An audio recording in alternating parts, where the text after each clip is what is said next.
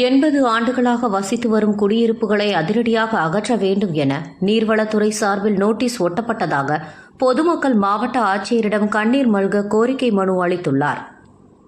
திருவள்ளூர் மாவட்டம் திருநின்றவூர் அடுத்த கொசவன்பாளையம் ஊராட்சிக்கு உட்பட்ட லட்சுமிபதி நகர் கொட்டாமேடு பகுதியில் சுமார் 80 ஆண்டுகளுக்கு மேலாக அப்பகுதி 100க்கும் மேற்பட்ட குடும்பங்கள் வீடு கட்டி வசித்து வருகின்றனர்.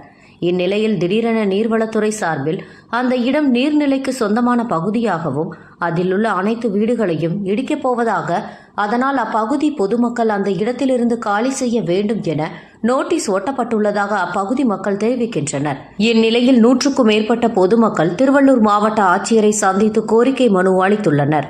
பின்னர் செய்தியாளர்களை சந்தித்து பேசி அப்பகுதி மக்கள் தெரிவிக்கையில், 80 ஆண்டுகளாக நாங்கள் பகுதியில் வசித்து வருவதாகவும், நாங்கள் கொஞ்சம் கொஞ்சமாக உழைப்பை பணத்தில் குடிசை வீடுகளை காங்கிரீட் வீடுகளாக கட்டி உள்ளதாகவும், தமிழ்நாடு அரசு எங்களுக்கு அடிப்படையான எல்லா வசதிகளும் செய்து தந்துள்ளதாகவும், இருப்பினும் விடுதலை எதற்காக நாங்கள் வசிக்கும் பகுதி நீர்நிலைக்கு சொந்தமான பகுதி என நோட்டீஸ் ஒட்ட வேண்டும் என கேள்வி எழுப்பியுள்ளனர்.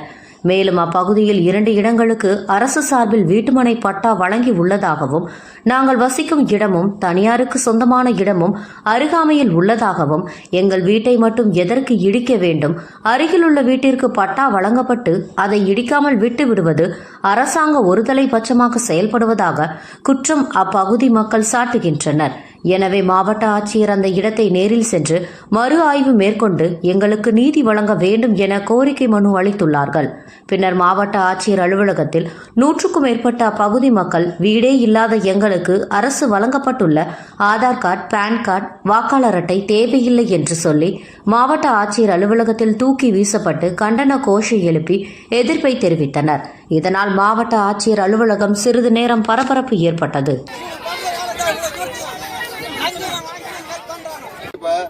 தம்பி அண்ணாச்சி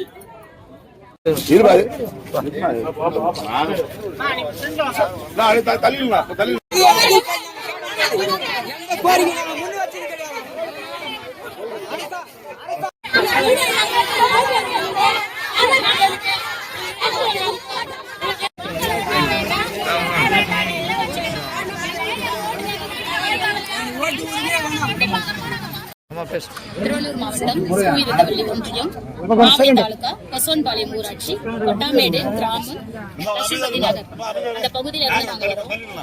எங்க வீடு வந்து இடிக்க போறேன், அதாவது நீர்பிடிப்பு ஏரியாக்குள்ள இருக்கு அப்படின்னு சொல்லிட்டு சர்வே பண்ணி சொன்னேன் அப்படின்னு சொல்லி நோட்டீஸ் ஒட்டியிருக்காங்க.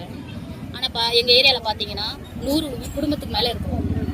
தலைமுறையா 80 ஆண்டு காலமாக வாழ்ந்துட்டு வரும். இப்படி இருக்கிற பட்சத்துல அந்த கரையை வந்து நாங்களா நகர்த்திட்டோமா இல்ல நாங்களா போட்டுட்டோமா எப்படின்றது எங்களுக்கு தெரியல. அது நீங்க உரிய அதிகாரிங்க தான் ஆய்வு பண்ணி கரை நாங்களா போட்டோமா இல்ல அது கவர்மெண்டா போட்டுச்சா அப்படின்றது ஆய்வு பண்ணி நீங்க தான் அதை சொல்லணும். எங்க ஏரியால பாத்தீங்கன்னா 2 CMD அப்ரூவ்டு லேண்ட் கொடுத்துருக்காங்க. அதே மாதிரி 2 ஏரியாவுக்கு பட்டா இருக்கு. அது எப்படி பண்ண முடிஞ்சது? அதுக்கு சாத்தியம் உள்ள இருந்த கவர்மெண்ட் எங்க இந்த 100 வீடுக்கு மட்டும் பட்டா வழங்குறதுக்கு சாத்தியம் இல்லையா? ஏன் அந்த மாதிரி அந்த 100 குடும்பத்தை மட்டும் ஏன் பாதிக்கிற மாதிரி ஏன் அந்த மாதிரி பண்றாங்கன்றது எங்களுக்கு இன்னும் தெரியல. நாங்க வந்து தாழ்த்தப்பட்ட ஜாதின்றதுனாலயா இல்ல தாழ்த்தப்பட்ட பிரிவினர்ன்றதுனாலயான்றது எங்களுக்கு தெரியல. இதுல வந்து யார் முன்ன நின்று தீர்மானிச்சு இப்படியெல்லாம் கொண்டு வராங்க அந்த பிரச்சனையை எங்களுக்கு தெரியல. நீங்க தான் தீர்வு பண்ணி அதை ஆய்வு பண்ணி உரிய அதிகாரத்தை கொண்டு போய் எங்களுக்கு உரிய நடவடிக்கை எடுத்து தரணும். எங்க ஏரியால பாத்தீங்கன்னா 27 தொகுப்பு வீடுகள் வந்திருக்கு கவர்மெண்ட்ல. 1989லயே வந்திருக்கு. 89லயே வந்திருக்கு. அப்புறம் ஜல்ஜீவன் திட்டம், குழாய்கள், அப்புறம் டேங்கு, குடிநீர் கால்வாய், அப்புறம் வந்து அங்கன்வாடி எல்லாமே இருக்கு. கவர்மெண்ட் சம்பந்தப்பட்ட எல்லா வசதிகளும் எங்க கிட்ட இருக்கு. அப்படி இருந்தோம் ஏன் எங்க ஏரியா அந்த 100 வீடு மட்டும் எடுக்கணும்னு டார்கெட் பண்றாங்கன்னு இன்னமும் எங்களுக்கு தெரியல. இது நீங்க ஆய்வு பண்ணணும். உரிய அதிகாரிகிட்ட இந்த விஷயம் கண்டிப்பா போய் சேரணும். எங்களுக்கு எப்படியாவது உதவி பண்ணுங்க.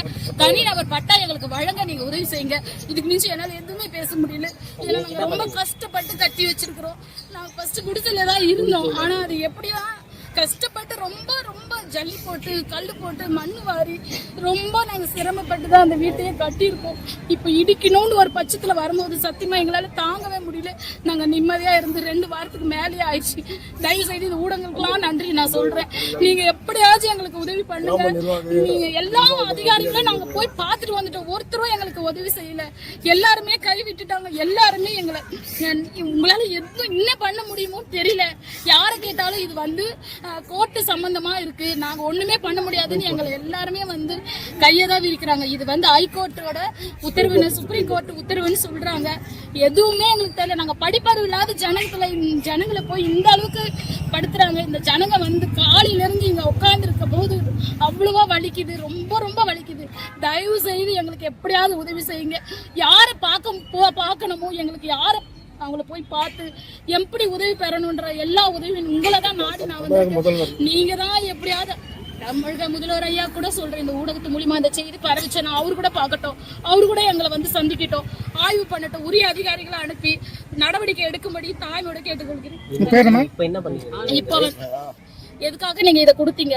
ஓட்டு எங்களோட ஓட்டுக்காக, எங்களோட உரிமையை வந்து நீங்க ஓட்டு போட்டு நாங்க உங்களை வர வச்சிருக்கோம். எங்களோட குறைய தீர்க்கிறது தானே இந்த ஓட்டு ஐடி. இந்த ஆதார் கார்டு எங்களோட ஐடென்டிஃபிக்கு தானே இந்த ஆதார் கார்டு. எதுவுமே எங்களுக்கு யூஸ் இல்லையே. நாங்க அந்த ரேஷன் கூட எங்களுக்கு எதுக்கு? நாங்க வாழறதுக்கு படுக்க இடமே இல்லை. அப்புறம் அது அரிசி வாங்கி அதை பொங்கி சாப்பிடறதுல எங்களுக்கு என்ன பிரயோஜனம் சொல்லுங்க? இடமே இல்ல. அதுக்கப்புறம் எதுக்கு அந்த ரேஷன் கார்டு, அந்த அரிசில எதுக்கு? அந்த ஆதார் கார்டு எனக்கு தேவையும் கிடையாது. அந்த ஓட்டு ஐடி எதுவுமே எனக்கு தேவை கிடையாது.